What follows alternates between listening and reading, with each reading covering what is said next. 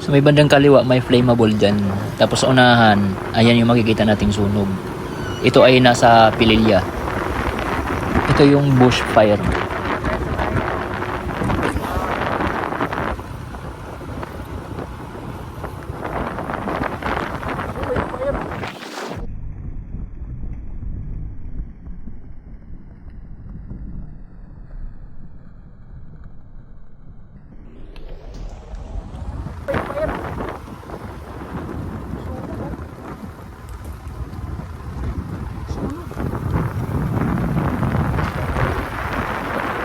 Sa unahan nito, makikita natin yung bundok.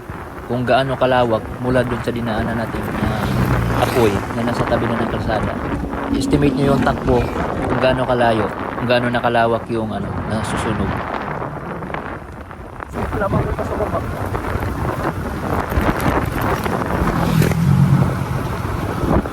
Yung sa kaliwa na to, yung subdivision na yan na dinidevelop yan yung Ponte Verde. Ang Ponte Verde.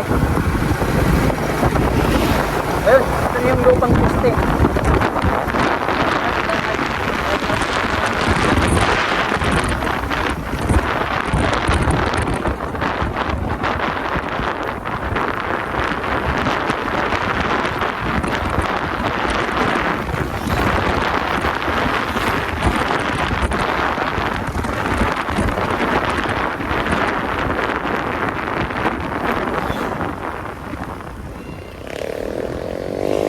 At dito na ako huminto para tignan kung gaano kalawak. Di ba malayo Kanina na? pa yan ya? Kanina pa yan?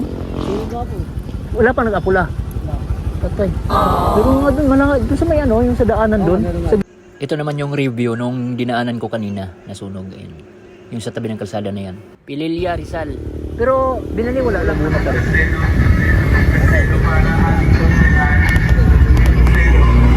So, continue. Oo. Diba, mahirap eh.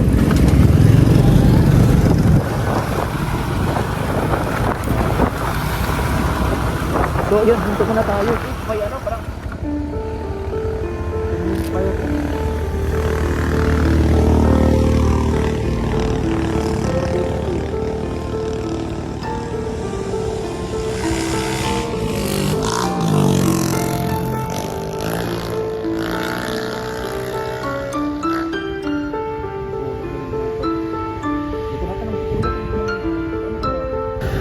May pila.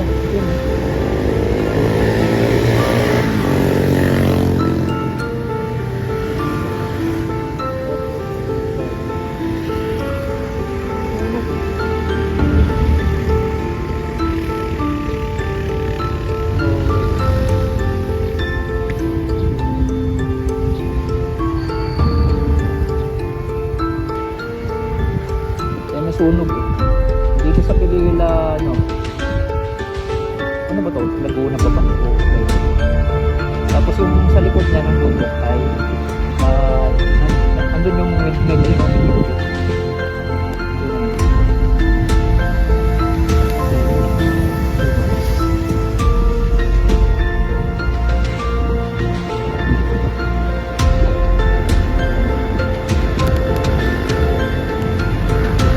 tapos sa may tabi ng kalsada kanina may talagang